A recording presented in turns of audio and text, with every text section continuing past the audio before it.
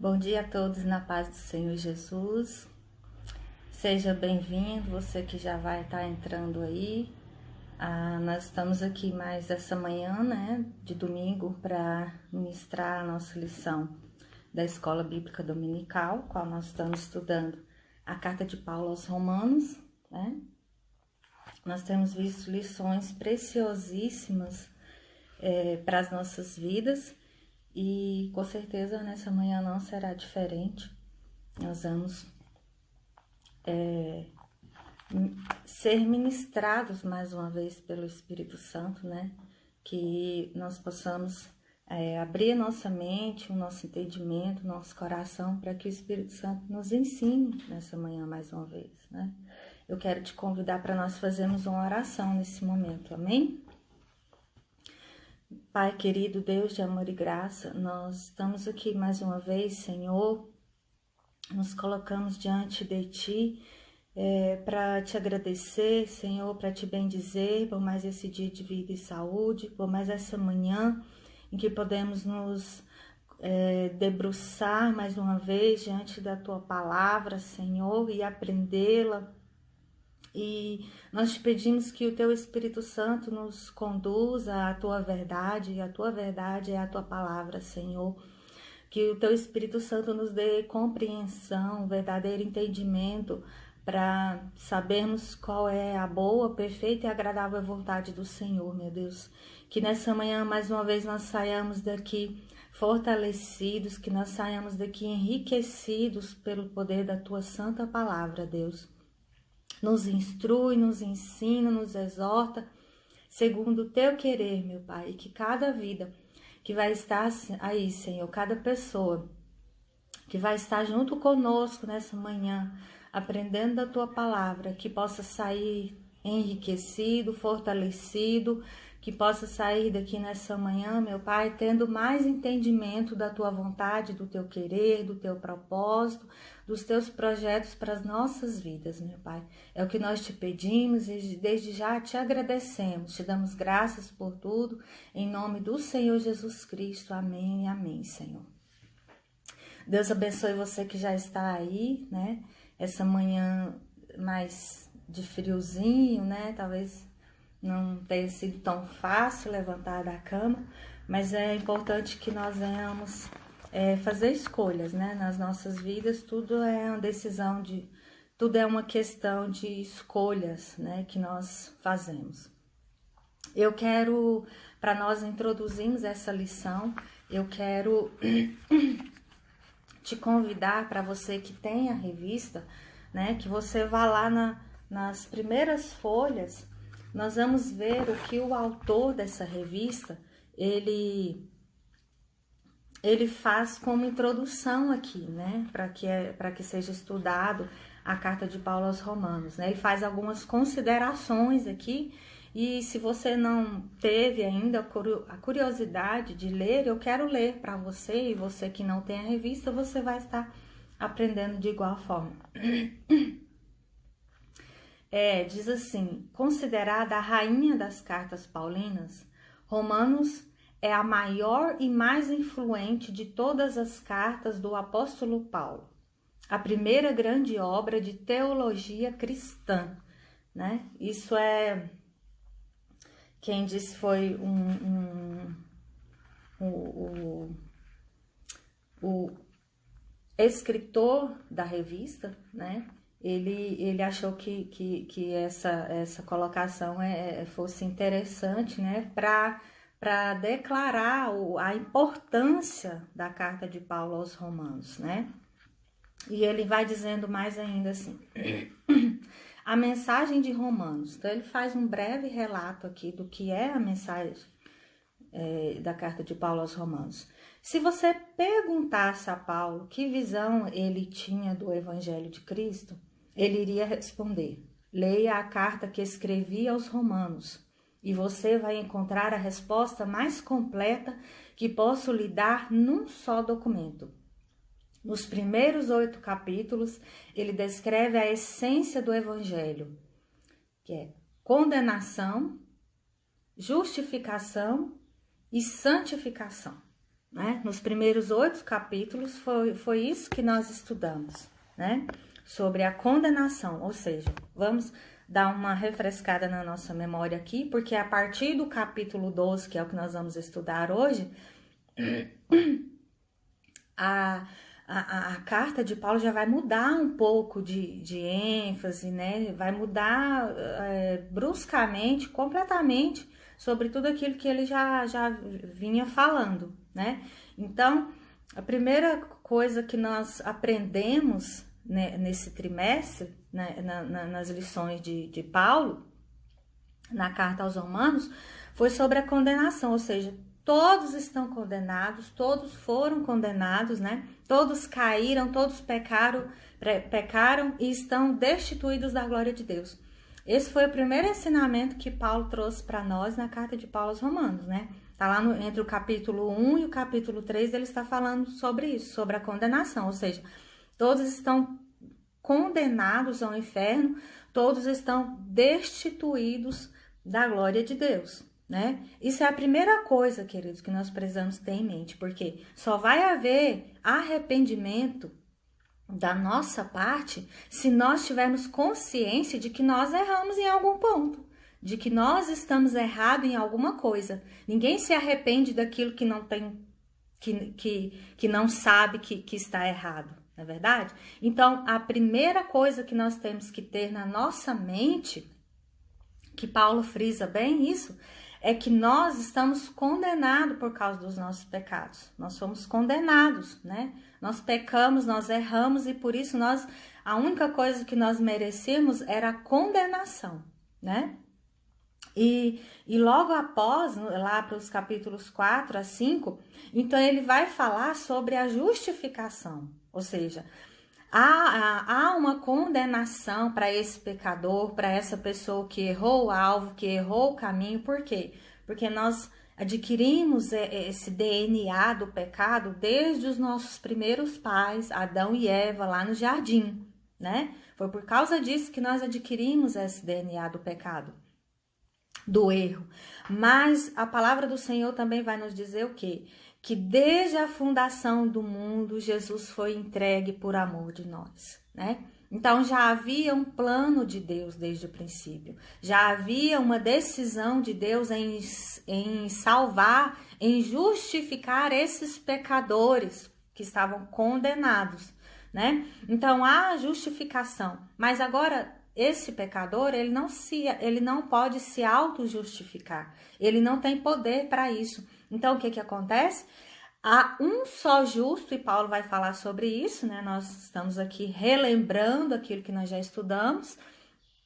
Há um só justo que podia ser entregue por causa desses pecadores, em favor desses pecadores, né? Quem é essa pessoa? Jesus Cristo, né? Que é o único que não teve pecado, que não tem pecado. Então, agora somente esse justo podia ser entregue para justificar esses pecadores, né? Então, nós vimos sobre isso, sobre a justificação. E agora, dos capítulos 6 a 8, nós vimos também sobre a santificação, né? Agora, esses pecadores que estavam condenados, eles foram justificados e santificados, né? Então, Paulo vai falando muito claramente, né, sobre isso. Deus abençoe você que está chegando aí. Fique conosco, tá? Essa lição é uma lição muito maravilhosa. Com certeza você vai sair daqui, né, mais crente, mais firme com o Senhor Jesus. E o autor da nossa revista, ele vai continuar dizendo, né, na introdução dele, dizendo assim: a influência que a carta de Paulo aos Romanos teve e tem ainda, né, sobre a vida de pessoas.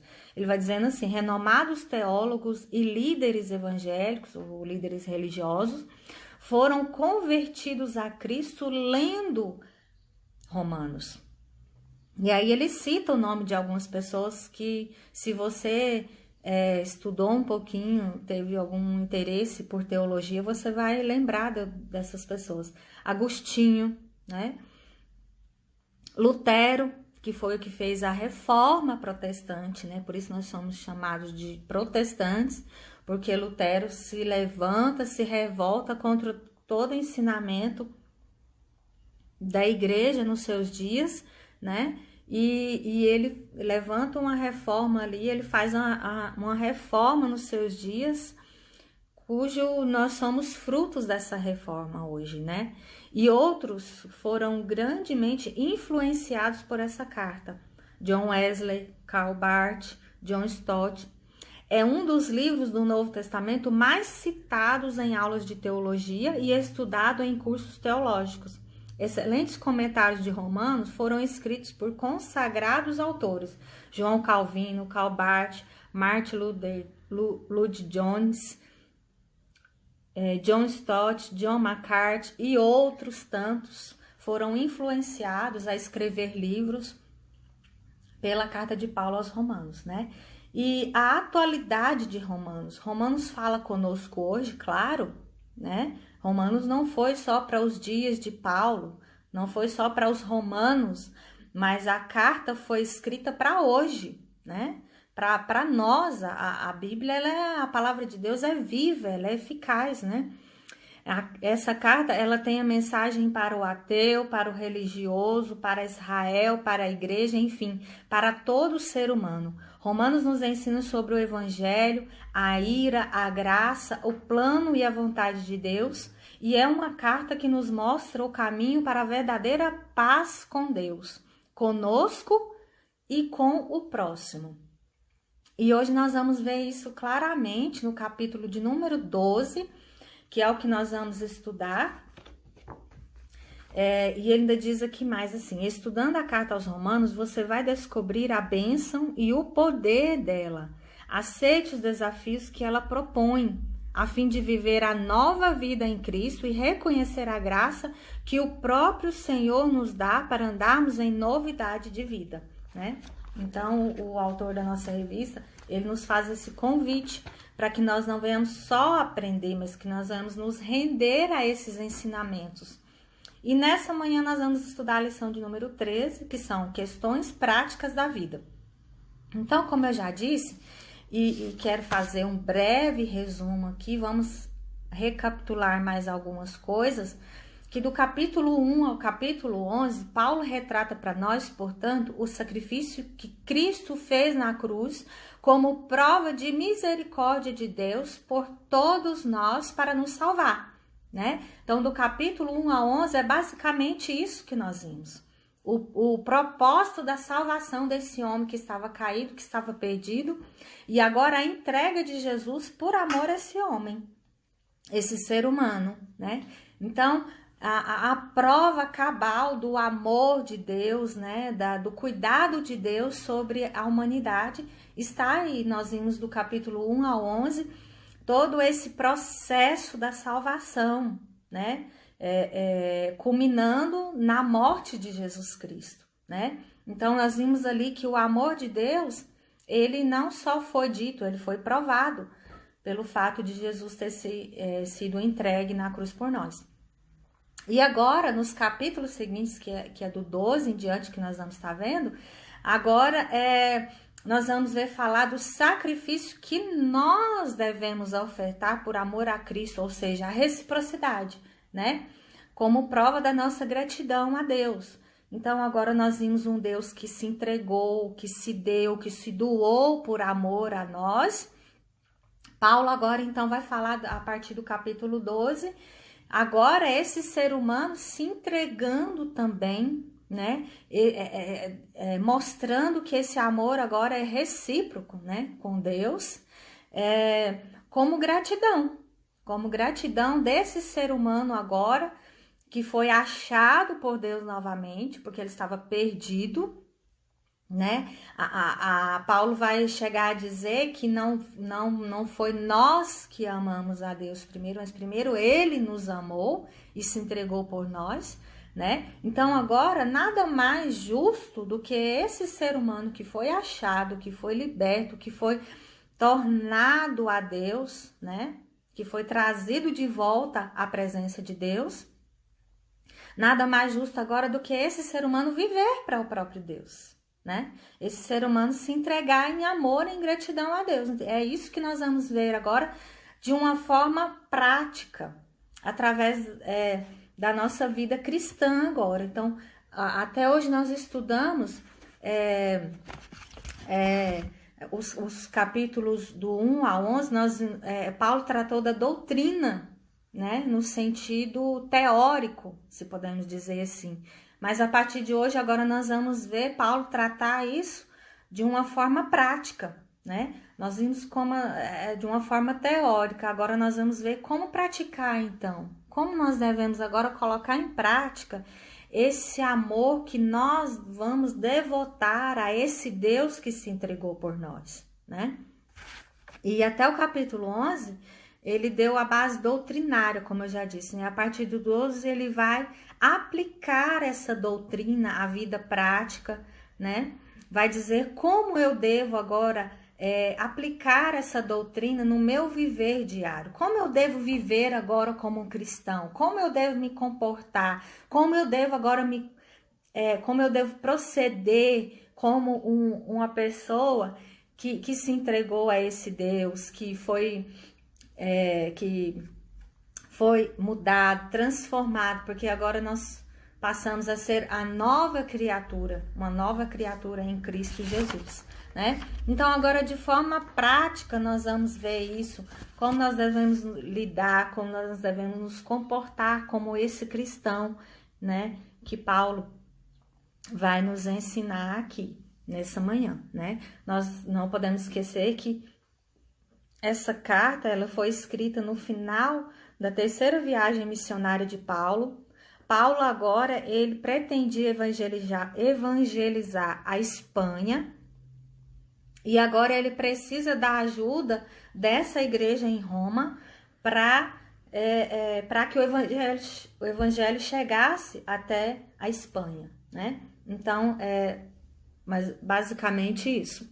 E antes que a gente entre, de fato, no capítulo 12, nós não podemos esquecer que aqui também, né, no finalzinho do capítulo 11, Paulo vai relatar sobre a maravilhosa sabedoria dos desígnios divinos, né?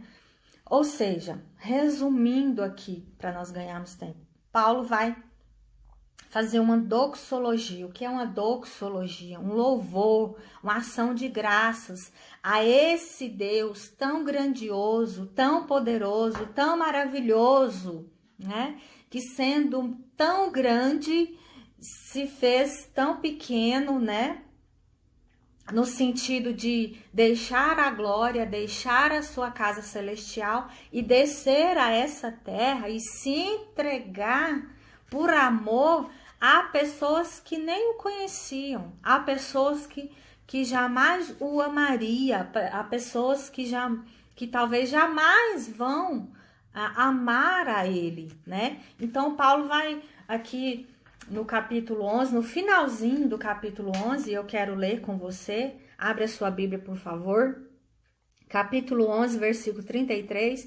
Então, ele vai fazer essa doxologia, como eu já disse. Ele vai fazer aqui como um louvor a esse Deus, uma ação de graças, um agradecimento, né? E ele vai dizer assim: ó profundidade da riqueza, tanto da sabedoria como do conhecimento de Deus! Quão insondáveis são os seus juízos e quão inescrutáveis os seus caminhos! Quem, pois, conheceu a mente do Senhor? Ou quem foi o seu conselheiro? Ou quem primeiro deu a ele para que lhe venha a ser restituído? Porque dele e por meio dele e para ele são todas as coisas. A ele, pois, a glória eternamente. Amém. Então, Paulo, ele chega aqui no finalzinho do capítulo 11 e ele olha para trás de tudo aquilo que ele escreveu, de tudo aquilo que ele estava ensinando, e ele começa a dizer, começa a relatar, começa a fazer essa gratidão a Deus ali, dizendo como é possível um Deus com tamanha grandeza, né? Como é possível esse Deus que nenhuma palavra se explica, que nada pode, que nenhuma inteligência humana pode chegar perto da grandeza desse Deus, né? Quem, pois, conheceu a mente do Senhor, né? Ou quem foi o seu conselheiro, ou seja, como esse Deus é tão grande, é tão poderoso, é tão cheio de sabedoria, né? Quem primeiro deu a ele para que ele pudesse dar alguma coisa, né? E ele vai dizendo, porque dele, por meio dele, para ele são todas as coisas. Ou seja, Paulo chega aqui e se rende à grandeza de Deus, se rende à soberania, à sabedoria de Deus, né? Ele chega aqui e se rende e diz, quem pode conhecer a mente do Senhor? Ó profundidade da grandeza, né? Tanto da riqueza, tanto da sabedoria, do conhecimento, quão insondáveis são os seus juízos e quão inescrutáveis os seus caminhos. Ou seja, Paulo pega aqui as palavras mais complexas, mais difíceis, né? Para tentar expressar quem é esse Deus que, como eu já disse, que foi capaz de deixar a sua glória. Deus, meus queridos, ele podia muito bem ter acabado com tudo, né? Ele fez isso lá nos dias de Noé, ele deu chance, né? Noé pregou, não foi um dia, não foi 2 dias, não foi 20 anos. Noé pregou cerca de 120 anos aproximadamente. Noé construindo a arca e pregando e anunciando. Então Deus poderia muito bem ter pegado essa raça humana que nunca quis saber dele, destruir tudo, como ele fez nos dias de Noé. Mas não, o que ele faz? Ele pega o de melhor que ele tinha, que ele tem, e entrega em amor, em favor dessas pessoas que muitos não vão nem aceitá-lo, muitos não vão nem acreditar nele, muitos não vão nem querer ele. Deus faz isso. Então Paulo chega aqui, olha para trás de tudo isso e começa a tentar descrever essa grandeza, desse amor, dessa entrega, de tudo que Deus fez. É isso que ele faz nesses versículos aqui, de 33 a 36, no finalzinho do capítulo 11.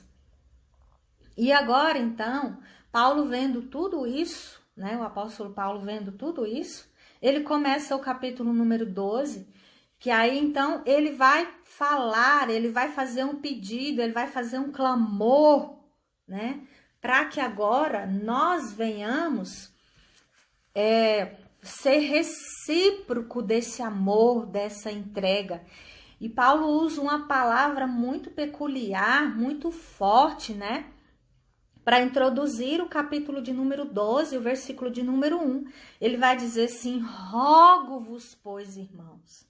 Ou seja, a palavra rogo é uma súplica, né? Ele está suplicando aqui, ele está pedindo, ele está intercedendo, ele diz, eu vos peço, eu vos imploro. É como se Paulo estivesse aqui agora implorando, para que agora nós venhamos colocar em prática, né? Ele dizendo ali à igreja em Roma, aos judeus e aos gentios, novos convertidos, ele vai dizer, eu rogo-vos, eu vos peço, eu vos imploro, né? Como se Paulo estivesse falando dessa forma. Para quê? Pelas misericórdias de Deus, para quê? Para que vocês apresentem o vosso corpo por sacrifício vivo. Então é uma coisa muito forte. E a partir dos versículos agora, eu quero que você acompanhe aí na sua Bíblia, porque nós vamos grifar algumas palavras aqui que Paulo enfatizou, né? Nós vamos tentar ser breve aqui, porque o tempo é muito curto, mas Paulo colocou umas palavras bem fortes aqui, nós vamos tentar explicá-las. A primeira delas é que apresenteis, né? Que apresenteis. Essa palavra apresenteis aqui, ela tem o mesmo sentido de quando um animal era oferecido no Antigo Testamento. O que acontecia? A pessoa que tinha pecado, ela ia até o sacerdote escolhia para ela, ó, você vai oferecer tal animal por sacrifício por causa do seu pecado. Então a pessoa pegava aquele animal e ia e apresentava aquele animal em sacrifício do seu pecado. Então essa palavra apresenteis aqui, ela tem esse mesmo sentido. Paulo está dizendo aqui, ó, agora pegue a sua vida, pegue o seu corpo e apresenta diante de Deus o vosso corpo por sacrifício vivo. Paulo está usando aqui a mesma palavra, o mesmo sentido de quando um animal era oferecido no Antigo Testamento. Mas agora, não oferecendo um animal em sacrifício pela sua vida, porque o próprio Jesus foi entregue por cada um de nós.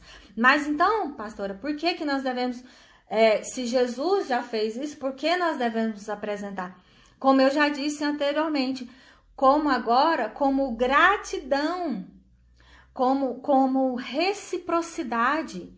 Agora eu entrego a minha vida, e Jesus, o Senhor fez isso por mim, então agora eu também te dou a minha vida, em sacrifício vivo, né? Não agora morrendo como aquele animal, mas agora como sacrifício vivo, porque agora eu nasci de novo, agora eu sou uma nova criatura, então por isso o sacrifício vivo, santo e agradável a Deus, né? Então a palavra apresenteis aqui, ela vai relatar para nós, ela vai significar isso, essa entrega. Agora não o animal em sacrifício, agora nós nos apresentamos diante de Deus. Então Paulo fala isso muito fortemente, ele diz, rogo-vos, eu vos peço, eu vos imploro, que diante de tamanho amor, que diante de tamanho sacrifício, vocês se entreguem em amor a Deus, né? Paulo vai dizer isso com certeza com muita aflição no seu coração, porque ele estava vendo os seus compatriotas desdenhando desse amor, desdenhando dessa palavra, desses ensinamentos que ele estava dando, né? Como nós já estudamos nos domingos anteriores. Então, quando ele chega a dizer essa palavra rogo-vos, é como se ele estivesse implorando para que os seus irmãos pudessem entregar o seu corpo em sacrifício vivo, santo e agradável a Deus, né? Que é o quê? Ainda no versículo 1, o vosso culto racional. Pega essa palavrinha aí e vamos dar uma estudadinha nela. Racional. Essa palavra aqui, racional, ela vai vir do grego que significa logique, né? Nesse sentido que essa palavra está sendo dita por Paulo aqui, logique, que logo o significado é o quê? Lógico, né? Ou seja, que não pode haver uma diferença entre o que você oferece no culto e o que você vive. Tem a ver com coerência. É esse tipo de culto aqui que Paulo está dizendo que Deus requer de nós. Então, logo vamos imaginar o que essa palavra racional vai nos ensinar. Que ela vem de logique, do grego, que significa lógico, ou seja, que nós vamos oferecer um culto lógico, um culto com coerência, ou seja, aquilo que eu ofertar no culto, na igreja, no templo, enfim, seja coerente com aquilo que eu vivo aqui fora. É isso que Paulo está nos ensinando. O culto racional seja esse. Que eu não seja uma pessoa dentro da igreja e outra pessoa fora. É esse o culto racional que Paulo está nos convidando, nos exortando, nos chamando para oferecer a Deus. Esse é o culto racional, ou seja, um culto com coerência. Que eu fale lá, que eu cante lá, que eu adore lá, mas que eu viva isso aqui fora no meu cotidiano também, na minha vida cotidiana. Que haja uma coerência entre o que eu falo e entre o que eu vivo. É isso que Paulo está enfatizando aqui, e é muito lindo quando a gente vai estudar isso na raiz da palavra, né? Como a gente está vendo aqui, a gente vai ver que é muito profundo o que Paulo está nos ensinando. Vamos para o versículo 2, para nós ganharmos tempo? Nós, infelizmente, não vamos conseguir estudar todo o capítulo 12, porque é uma lição maravilhosíssima, mas pelo menos o início aqui eu quero deixar para vocês aqui, né? Para o nosso ensinamento, para o nosso conhecimento. Então, Paulo vai dizer no versículo 2 assim: e não vos conformeis, frisa essa palavra, conformeis, com este século, mas transformai-vos, frisa essa palavra também, conformeis e transformai-vos, pela renovação da vossa mente. Vamos parar aqui. Então, não vos conformeis com este século, mas transformai-vos pela renovação da vossa mente. O que Paulo está querendo dizer aqui? Vamos ver um pouquinho o que significa essa palavra conformeis e transformai-vos, né? Que vemos aqui no versículo 2, nós vamos ver que essa palavra conformar e transformar, ela tem a mesma raiz, ou seja, ela vem do mesmo significado, né? Essas duas palavras, que significa, que vem da raiz da palavra forma, né? A palavra forma, sabe lá a forma de bolo, né? É uma forma, né? E ela dá uma forma ao bolo que você faz, não é assim? Ou uma forma de qualquer outra coisa. Você colocou dentro da forma, você tira aquele objeto, o objeto vai ter o mesmo formato do que? Da forma. Então, essa palavra aqui, conformeis e transformarmos, ela vem da mesma raiz, do mesmo significado, que significa forma, né?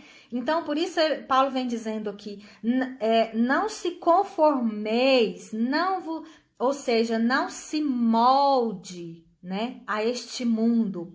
Ou seja, nós estamos nesse mundo, mas nós não devemos nos parecer com este mundo, né? Nós não devemos nos amoldar à forma deste mundo, ou à forma deste mundo, né? Mas que nós sejamos transformados, ou seja, que vem da mesma raiz de forma, né? Ou seja, que não nessa forma, não nesses moldes do mundo, mas que nós sejamos transformados segundo os moldes de Deus, segundo a forma ou a forma que Deus quer nos dar, né? Então, nós vamos ser moldados, essa forma é o quê? Pela renovação da nossa mente, ou seja, outrora nós pensávamos de outra forma, nós vivíamos de outra forma, mas agora, novas criaturas em Cristo, então a nossa mente, ela vai ser renovada, né? Ela vai ser transformada segundo não a forma do mundo, mas a forma de Deus, porque é nele que nós estamos. Amém, queridos? Tá ficando entendido para você aí? Coloque aí o seu comentário, né? Coloque aí a sua pergunta, a sua dúvida, o seu ok, se você está entendendo tudo que a gente está dizendo aqui, amém? Vamos mais à frente? Então, basicamente é isso, né? O que Paulo está dizendo aqui. E então ele vai dizendo assim, transformar-vos pela renovação da vossa mente, renovação, ou seja, renovando, né, aquilo que estava velho, porque quando você vai renovar alguma coisa, é porque algo está velho. Então, a nossa mente pensava de uma forma velha, de uma forma antiga, de uma forma ultrapassada, né, de uma forma mundana. Então, agora essa mente está sendo renovada, né, está sendo colocado coisas novas, tirando as coisas velhas, as coisas passadas, e agora sendo cheia de coisas novas, sendo renovadas por Cristo, né? Para que essa mente está sendo renovada? Para que experimenteis qual seja a boa, agradável e perfeita vontade de Deus. Ou seja, a nossa mente na forma antiga, nos moldes antigos, nos moldes do mundo, ela não vai conseguir experimentar a boa, agradável e perfeita vontade de Deus. Se nós agora, nova criatura, se nós agora cristãos, crentes em Cristo, não nos amoldarmos à forma de Deus, a vontade de Deus, nós não vamos também poder experimentar qual é a boa, perfeita e agradável vontade dele. É isso que Paulo está dizendo aqui. Então, se eu quero experimentar essa boa, perfeita e agradável vontade de Deus, então agora eu vou agora me amoldar não à forma do mundo, mas à forma de Deus, ou à forma de Deus, né? Então é isso. Thalitinha tá dizendo aqui, tudo muito bem compreendido, graças a Deus. Deus seja louvado pela sua vida. Queridos, então vamos mais à frente aqui, né? Então, para quê? Para que nós venhamos experimentar a boa e perfeita vontade de Deus. Vamos para o versículo 3, que vai dizer assim: porque pela graça que me foi dada, digo a cada um dentre vós que não pense, pega essa palavrinha aí agora que nós vamos estudar ela, não pense de si mesmo, além do que convém. Antes pense com moderação, pega essa palavrinha aí também, pense com moderação, segundo a medida da fé que Deus repartiu a cada um. Segundo o que a gente tem estudado, o que é que Paulo estava querendo dizer aqui para aquelas pessoas? Duas classes de pessoas aqui que ele está ensinando. Primeira classe de pessoas, que não devemos pensar com superioridade. O que é pensar com superioridade? É aquela pessoa que se acha superior, como a própria palavra está dizendo, superior a todos, ele conhece mais do que todo mundo, ele sabe mais do que todo mundo. Então, agora, esse tipo de pessoa, ele não vai conseguir se amoldar à vontade de Deus, porque ele não vai aceitar, né, ser ensinado, ele não vai aceitar que as pessoas o ensinem a palavra de Deus e ele não vai aceitar a própria palavra de Deus. Então, Paulo está dizendo aqui, a gente pode colocar aqui como se Paulo estivesse falando isso para os judeus, porque os judeus se julgavam saber de tudo. Não, nós já temos a lei, nós já temos o conhecimento, nós já sabemos os sacrifícios, nós já sabemos os rituais, nós já sabemos tudo o que nós precisamos fazer. Então, Paulo está dizendo aqui, olha, pense e viva com moderação, né? Não tenha esse pensamento de superioridade, de que você sabe mais do que todo mundo, não, ninguém precisa te ensinar porque você já sabe, você já aprendeu desde criança. Ninguém precisa te ensinar porque você já foi ensinado desde criança, os seus pais já te ensinaram, você sabe todos os rituais, você sabe tudo que você deve fazer. Então, Paulo está dizendo assim, não viva dessa forma, pense com moderação, porque ninguém sabe de tudo, querido, né? Ninguém nasceu sabendo de tudo e ninguém é superior a ninguém. Já nós vamos ver também no porquê que Paulo estava dizendo isso aqui. E aí a segunda classe de pessoas para quem Paulo vai dizer isso também, né? Para que deve pensar com moderação, nós não devemos pensar com superioridade, que foi a primeira classe de pessoas que nós dizemos, e nem pensar com inferioridade, né? E aqui Paulo entra na questão dos dons que nós vamos ver já nos versículos seguintes, né? Sobre a questão do corpo, dos membros do corpo e dos dons que cada um recebeu, né? E recebe de Deus. Então, Paulo já está dando uma pincelada aqui sobre isso, né? Sobre aqui, ele entra nessa questão dos dons no uso do corpo, né? Então, ele vai dizer aqui, né, agora para essa classe de pessoas que se sentiam inferiores, incapazes de fazer alguma coisa para Deus, incapazes de servir a Deus, que se auto-menosprezam, que se auto-inferiorizam. Então, Paulo vai dizer aqui para essa pessoa também, que essa pessoa pense com moderação no sentido de não se auto-menosprezar, de não se auto-justificar, dizer, quem sou eu, né? Um pobre pecador, quem sou eu, uma mera pessoa, uma mera dona de casa, quem sou eu, um mero trabalhador, quem sou eu, né? Então, Paulo está dizendo aqui, olha, pense com moderação, no sentido também de não se menosprezar, não se inferiorizar, porque o próprio Cristo não fez isso com você, né? Deus não chegou aqui para nós e disse assim, ó, seus miseráveis, seus pobres pecadores, né? Eu vim aqui salvar vocês, sejam gratos por isso. Não. O que Jesus vai nos dizer no Evangelho de João, capítulo 3, versículo 16? Porque Deus amou o mundo de tal maneira que deu o seu único filho, né? O seu filho unigênito, para que todo aquele que nele crê não pereça, mas tenha vida eterna. Ou seja, o próprio Deus, ele não te inferiorizou, ele não te menosprezou, ele não faz isso com quem quer que seja, né? Se ele fez isso por nós, se ele se entregou por nós, é porque nós temos importância para ele. Você acha que Deus entregaria o único filho dele por causa de alguém ou de alguma coisa que não tivesse importância? Você acha que Deus faria isso?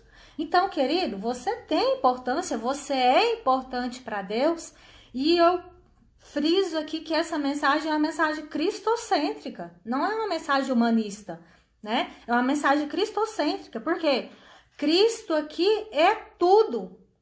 Cristo aqui é tudo, e ele fez tudo por nós.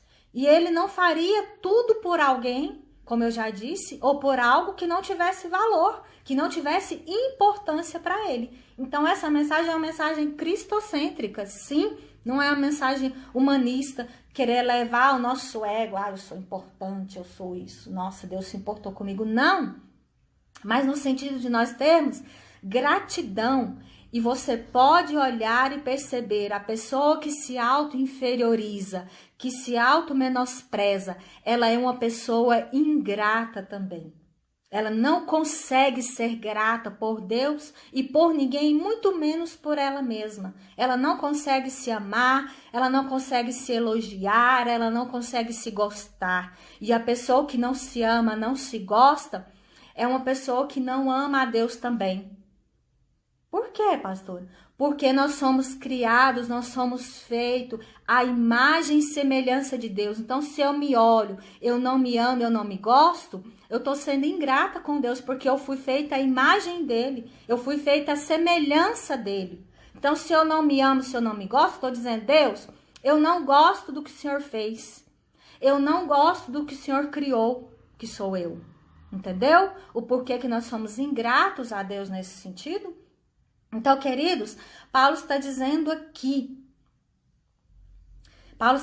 enfatizando aqui, olha, não seja, né, se comporte com ar de superioridade, mas também não se comporte com ar de inferioridade, porque nem um extremo nem outro agrada a Deus. Mas o que nós devemos estar no centro, o centro é quem? É Jesus Cristo. Né? Nós devemos viver com moderação, nem de mais, nem de menos, viver de forma moderada. Amém? Tá ficando claro para você até aqui? Espero que essa palavra esteja falando com você como está falando comigo. Estou sendo aqui grandemente fortalecida por essa palavra, né? Então, a ideia aqui do versículo 4 a 8 que nós vamos ver, porque assim como num só corpo temos muitos membros, mas, olha essa frase, mas nem todos os membros têm a mesma função. Então, por isso que Paulo ele já vem enfatizando aqui para a gente viver de forma moderada. Por quê? Para que eu não me sinta superior ao outro, porque eu tenho o dom A, o dom B, o dom C, e nem eu viva de forma inferiorizada, dizendo, eu não sou o braço, eu queria ser o braço, eu sou apenas uma orelha, mas eu queria ser o braço. Eu sou a mão, mas eu queria ser a perna. Então, Paulo vai dizer aqui nos versículos seguintes, né? do versículo 5 ao 8, é isso que ele vai relatar. Então, por isso que ele vai enfatizar aqui para a gente pensar e viver de forma moderada, nesse sentido, né? Porque a ideia é o quê? É que um supre o outro. Não é assim no nosso corpo, né? A mão, ela tá aqui, ela não é mais importante do que o braço.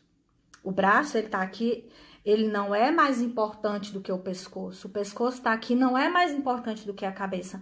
Porque um sustenta o outro. E é isso que Paulo vai dizer aqui. Então, viva de forma moderada, no sentido de que você...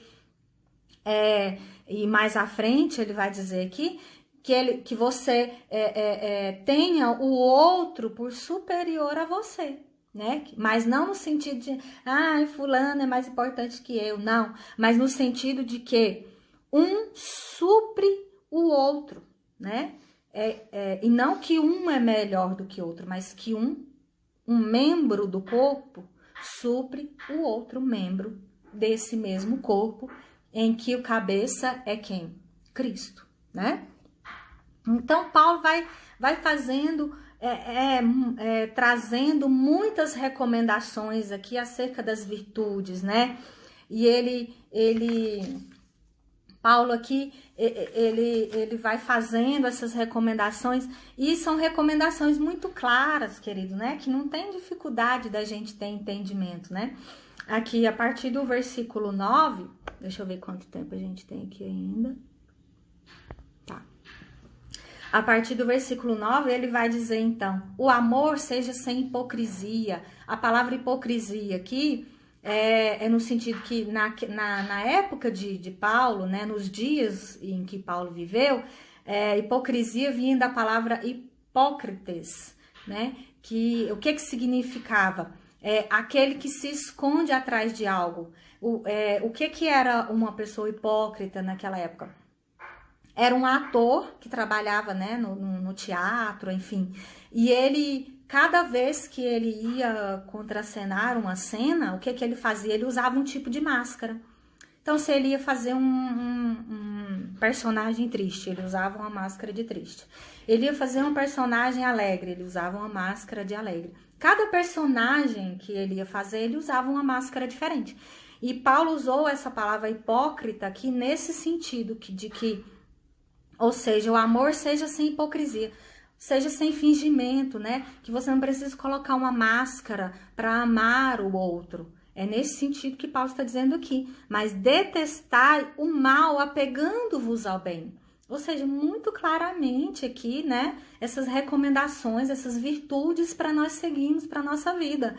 Então, se nós não estamos vivendo, Paulo nos aconselha, Paulo roga, Paulo nos chama, nos clama, né? Faz um clamor para que a gente venha praticar, para que a gente venha viver tudo isso, né? E ele vai dizendo que amai-vos cordialmente uns aos outros com amor fraternal. O que é amar cordialmente com amor fraternal aqui, no sentido que Paulo está querendo nos ensinar? É aquele amor cristão, no meio cristão, na igreja, como se você amasse o seu próprio irmão de sangue.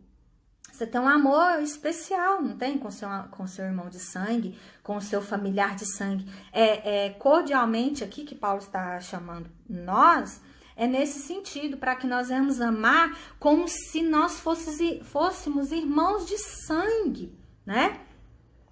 Preferindo-vos em honra uns aos outros, ou seja, dando a honra ao outro, né?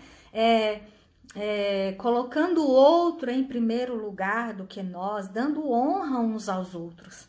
Paulo está dizendo aqui com palavras muito, muito claras, né? Muito de fácil entendimento. Paulo veio agora até o capítulo 11 com palavras difíceis, né? Muito teológicas e talvez há um pouco de difícil compreensão, mas agora ele vem escancarando, né? Ele vem trazendo palavras bem claras, bem específicas para as nossas, de fácil entendimento para a nossa compreensão.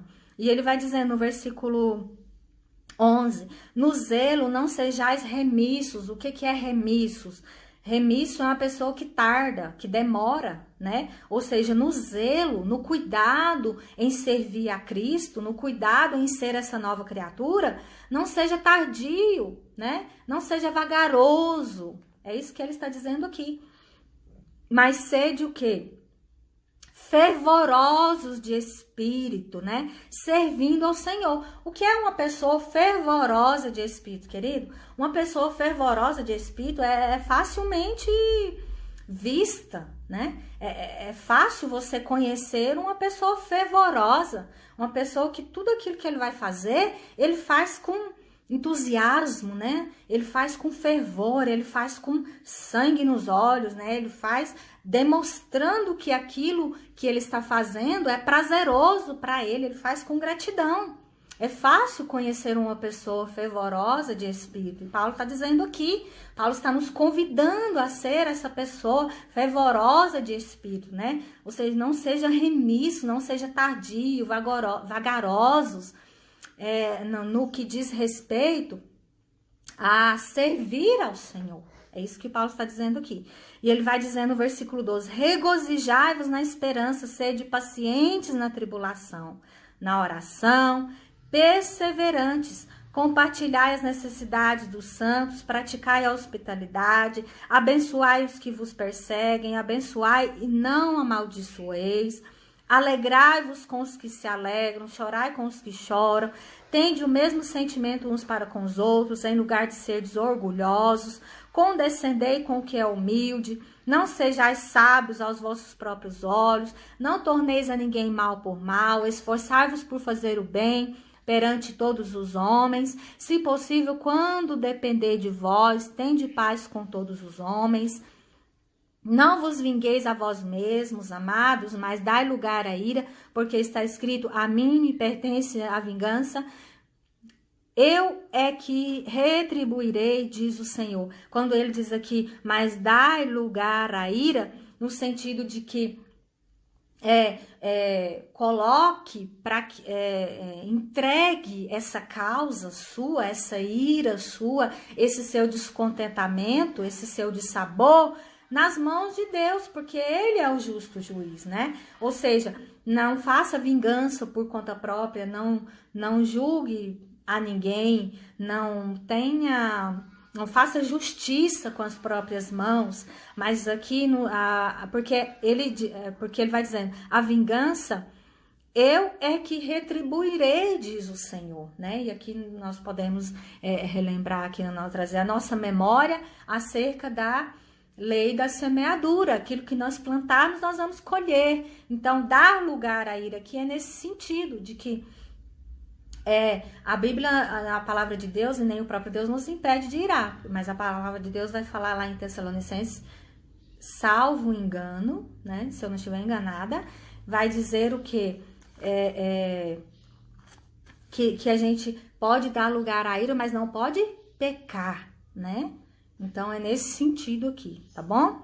Pelo contrário, se o teu inimigo tiver fome, dá-lhe de comer, se tiver sede, dá-lhe de beber, porque fazendo isso amontoarás brasas vivas sobre a tua cabeça. Não te deixes vencer do mal, mas vence o mal com bem. Então, Paulo vai terminar aqui todo esse capítulo 12, trazendo essas recomendações, essas virtudes, para quê? Para quê e por quê? Porque lá no início do capítulo 12, ele fez um rogo, ele fez uma petição, ele fez um clamor, né? Para que agora nós venhamos apresentar o nosso corpo em sacrifício a Deus. Queridos, e apresentar o nosso corpo em sacrifício a Deus é viver dessa forma aqui, é viver tudo isso, todas essas virtudes que Paulo descreveu aqui. É fácil? Não é, né? É fácil viver dessa maneira, dessa forma, ter essas virtudes? Não é. Se fosse fácil, o próprio Deus não teria requerido de nós, não teria deixado a Bíblia para nos ensinar. Se nós precisamos ser ensinados, é porque nós ainda temos defeitos, debilidades que precisam ser ajustadas, que precisam ser transformadas, né? Através dessa transformação de mente, porque tudo começa aqui, ó, na nossa mente, né? Então, não adianta fazer como Paulo disse aqui, de uma forma hipócrita, né? Com hipocrisia, porque para Deus não vai funcionar. Quando a gente vai olhar lá para o livro de 1 Samuel, que Deus incube Samuel de ir ungir um rei, Samuel chega na casa de Jessé e fica impressionado com os filhos de Jessé, com a beleza dos filhos de Jessé, né? Com a postura, com o exterior daqueles homens. Então Deus, vendo que Samuel estava encabulado com tudo aquilo, o que é que Deus faz? Deus fala para o profeta, olha, cuidado, peraí, porque você só está olhando para a aparência, mas eu vejo o interior. Então viver, né, queridos, viver essa transformação, essa renovação de mente, é isso, né? É trazer de dentro para fora, não de fora para dentro, mas é trazer de dentro para fora essa renovação, essa transformação de mente, né? De interior. Quando fala de mente, fala de coração, fala de sentimento, fala de tudo isso que a gente, esse turbilhão de coisas que a gente vive dentro da gente. Porque se transformar por fora, aí seria hipocrisia, né? Seria colocar uma máscara de ator e viver uma vida que não somos nós mesmos, né? Eu costumo falar que parecer um cristão talvez seja muito fácil para algumas pessoas, né? Você muda uma coisa aqui, uma coisa ali, outra acolá, e você pode até parecer, entre aspas, um cristão, né? No sentido da visão, no sentido exterior, externo. Mas quando a gente vai olhar para a Bíblia, não é isso, não é essa... como eu estava dizendo aqui, o amor, né? O amor não é uma coisa externa, mas é uma coisa interna, uma coisa que está dentro de nós, né? Então, quando Paulo vem dizer aqui, ele vem falando nesse sentido, né? Que quando vai dizer aqui no zelo, né? Abençoai os que vos perseguem, alegrai-vos, tende o mesmo sentimento uns para com os outros. Então, todas essas recomendações de virtudes para as nossas vidas, o que ela é? Uma coisa interna, né? Eu não vou viver isso de uma forma aparente. Isso é uma coisa interna, é uma coisa que vem de dentro de mim, né? Então, por isso que Paulo vem enfatizar aqui, ó, não seja uma coisa fingida, não seja uma coisa hipócrita, né? Não coloque uma máscara para viver aquilo que você não é. Que a gente seja, que nós sejamos nós mesmos, né? No sentido de que, queridos, nós somos criados à imagem e semelhança de Deus, nós temos característica, nós temos personalidade, Deus não muda isso, coisas que Ele mesmo colocou em nós, né? Eu tenho uma forma de falar, você tem outra forma de falar. Obrigado por vocês que estão voltando aí, Deus abençoe sua vida, tá? O Face, ele fez uma pegadinha aqui comigo, ele desligou sozinho, simplesmente. Mas nós vamos finalizar essa lição porque ela é muito importante. Deus abençoe você que voltou e está aí novamente. Então, como eu estava dizendo, a forma que nós devemos viver, que nós devemos nos portar, é uma forma não aparente, né? Não simplesmente uma aparência. Nós devemos viver condizente com aquilo que nós portamos dentro de nós, que é o Espírito Santo, claro, sim. Nós devemos viver de forma digna, de forma que louva o nome do Senhor, né? Não de forma que escandalize a Deus. Nós devemos viver assim, sim, claro, né? Não é negado isso aqui. Mas, como eu estava dizendo, cada um de nós tem uma característica, né? Tem coisas em nós que nem Deus quer tirar, né? Tem coisas em nós que nem precisa ser tirado, né? Que nem precisa ser abolido de nós, porque são características que o próprio Deus colocou em nós, né? E que não faz mal nem para nós, nem para ninguém. Mas pelo contrário, que enriquece a nossa vida e que o nome de Deus pode ser glorificado através disso. Vai saber, né? Tem características em você que as pessoas podem achar bonito, podem achar grandioso, né?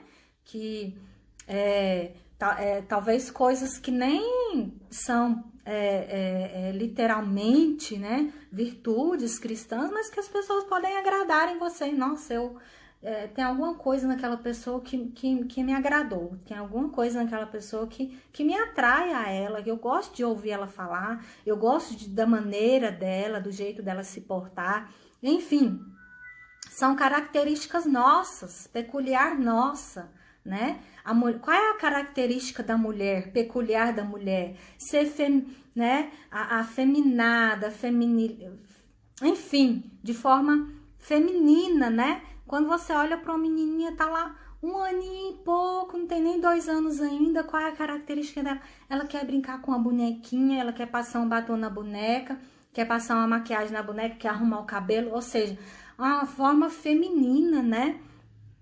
De ser, isso é uma característica nossa, a característica da mulher, que ela já nasce com isso, né? A forma de ser mais delicada, enfim, a característica nossa, querido. Então tem coisas que ao invés de nos aproximar de Deus, nos afasta dele, né? Coisas que enfim, não cabe nem a gente colocar aqui, porque a gente já sabe que há muitas coisas errôneas, ensinadas de forma errada, de forma que não vai contribuir, não vai acrescentar em nada, né? Mas que nós venhamos, para finalizar aqui a minha fala, que nós venhamos viver de forma digna, que engrandeça o nome do Senhor, né? Paulo roga a cada um de nós aqui também, porque essa palavra é para nós hoje. Ele nos chama, ele nos convida, ele faz um clamor aqui, para que nós venhamos viver dessa forma, de forma digna, que nós venhamos apresentar o nosso corpo como sacrifício vivo, santo e agradável a Deus. Quando o animal era entregue em sacrifício, ele era entregue todo, por completo, né? Não era entregue lá um animal sem braço, sem perna, sem cabeça, não. Era um animal todo, completo, era entregue em sacrifício. Então, Paulo também nos chama aqui para nós nos entregarmos corpo, alma e espírito a Deus, que esse culto racional, que ele seja entregue dessa forma, que eu viva aqui ou acolá da mesma forma, de forma que agrade ao nome do Senhor, amém? Quero orar por você, por mim, por nós, para nós encerrarmos essa escola bíblica, que você possa ter aprendido algo, tenho certeza que você aprendeu, eu estou saindo daqui enriquecida com a palavra de Deus, que Deus te abençoe poderosamente, que você consiga viver para a glória do Senhor, com esse entusiasmo, com esse fogo no coração, que arda no seu coração, esse entusiasmo, né, como o Paulo vai dizendo aqui, no versículo 11, ele vai dizendo assim, sede fervorosos em espírito, que esse fervor não apague do seu coração, do meu coração, das nossas vidas, que a gente viva esse fervor espiritual, para que o nome do Senhor seja glorificado, amém? Vamos orar.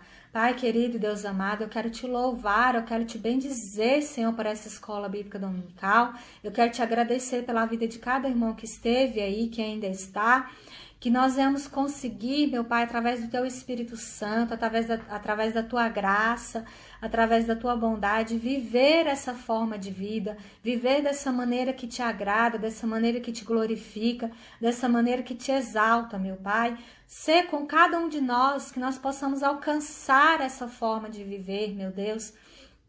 Que as nossas fraquezas, as nossas debilidades, elas sejam sanadas, elas sejam melhoradas em Ti, meu Pai, que o Senhor possa fazer em nós esses ajustes, essas transformações, esse tirar e colocar segundo o Teu querer, meu Pai. Seja conosco, seja com cada um de nós, meu Deus, nós te damos graças, te pedimos que o Senhor fique conosco nesse dia. No nome do Senhor Jesus Cristo, fique conosco, Senhor, nos dê um dia abençoado para a glória do Teu nome, meu Deus, em nome do Teu Filho amado Jesus Cristo. Amém, amém, Senhor. Deus abençoe você, Deus abençoe sua casa, Deus te prospere, Deus te faça feliz, Deus te enriqueça de bênçãos materiais, espirituais, Deus te faça feliz em todas as áreas da sua vida. É o que eu desejo para você nesse dia.